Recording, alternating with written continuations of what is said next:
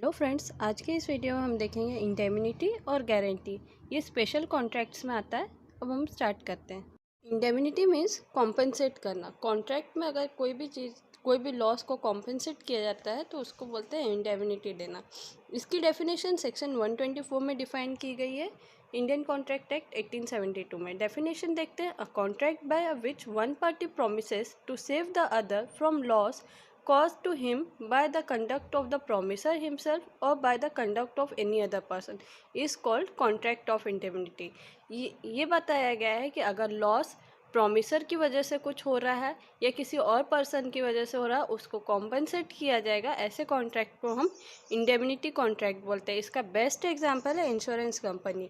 Insurance company हमें ensure करती है कि अगर आपका गुड्स लॉस हो जाता है तो आपको कॉम्पनसेट करेगी। फायर में आपकी फैक्ट्री या कंपनी का कुछ लॉस हो जाता है तो वो कॉम्पनसेट करेगी।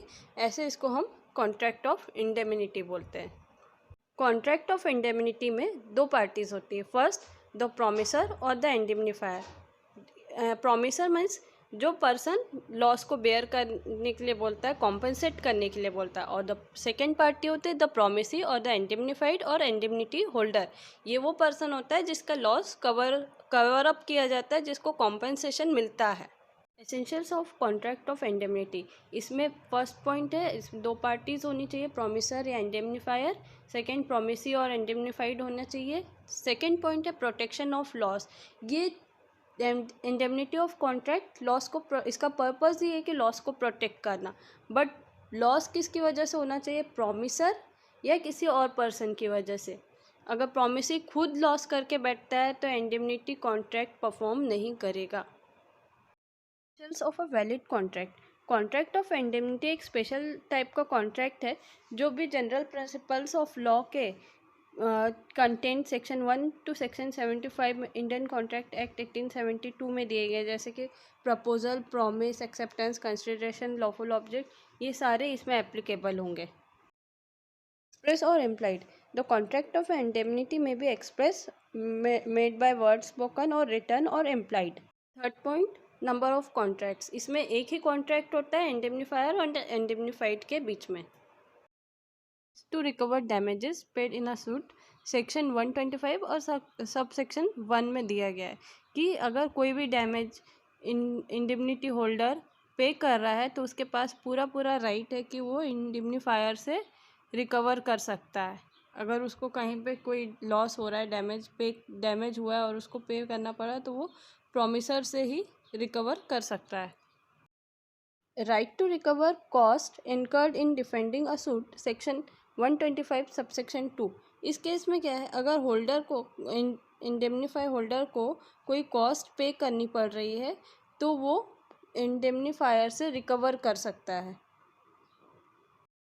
To recover sum paid under compromise, section 125 subsection 3, an indemnity holder also has the right to recover from the indemnifier all sum which he may have paid under the terms of any compromise of any such suit. Commencement of liability of promisor or indemnifier. Indian contract act 1872 में time of commencement of promisor या indemnifier की liability को provide नहीं किया गया है, but high court के कुछ रूल्स है रिगार्डिंग इंडेमनीफायर। इंडेमनीफायर तब तक लायबल नहीं होता जब तक इंडेमनिटी होल्डर लॉस सफ़र नहीं करता, या और अगर इंडेमनिटी होल्डर लॉस सफ़र करता है तो इंडेमनीफायर जो है डिस्चार्ज नहीं कर सकता अपनी लाइबिलिटी को, वो कंपेल हो जाता है कॉम्पनसेट करने के लिए।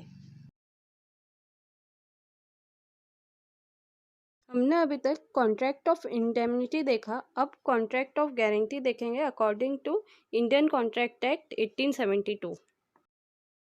फ्रेंड्स, गारंटी वर्ड्स हम डेली लाइफ में यूज़ करते हैं।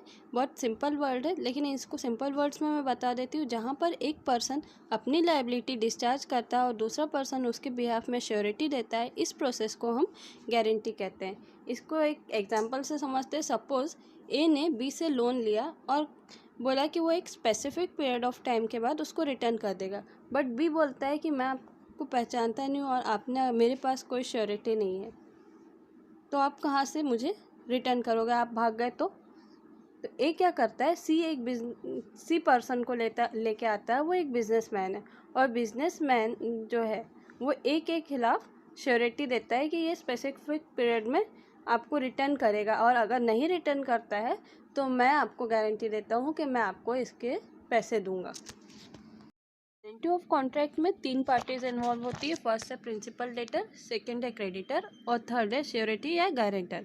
अगर लास्ट एग्जांपल को कंटिन्यू करें तो प्रिंसिपल डेटर वो है, ए है जिसने बी से लोन लिया था, और क्रेडिटर बी है जो ए को लोन दे रहा है, और श्योरिटी और गारंटर सी है क्योंकि वो ए की बिहाफ में, अगर क्योंकि बी को कन्फ्यूज़न है कि ए देगा कि नहीं, तो वो गारंटर बना है बी ए की बिहाफ में, कि अगर ए डिस्चार्ज कर देता है लायबिलिटी तो वो उसके बिहाफ में पेमेंट करेगा। Essentials of a contract of guarantee. First point है, must be made with the agreement of all 3 parties. 3 parties का जरूरी होना है। पहला है डेटर, क्रेडिटर, श्योरिटी या गारंटर, ठीक है। सेकेंड है consideration. According to Section 127 of the Act, anything is done or any promise made for the benefit of the principal debtor is sufficient consideration to the surety of the for giving the guarantee। ये consideration किसके लिए main होना, benefit होना चाहिए, principal debtor के लिए consideration होना चाहिए कि उसका लॉस नहीं होना चाहिए, ठीक है। प्राइमरी फंक्शन क्या है कि प्रिंसिपल और डेटर के बीच की लायबिलिटी फुलफिल होनी चाहिए, और सेकेंडरी फंक्शन है कि श्योरिटी होनी चाहिए, गारंटर होना चाहिए। Purpose of the existence of a डेब्ट, the main function of contract of guarantee is to secure the payment of डेब्ट taken by the principal debtor. उससे जो हमने लोन लिया है वो सिक्योर होना चाहिए, उसको गारंटी मिलनी चाहिए डेटर को। Thank you for watching this video. Please like, subscribe, share and comment.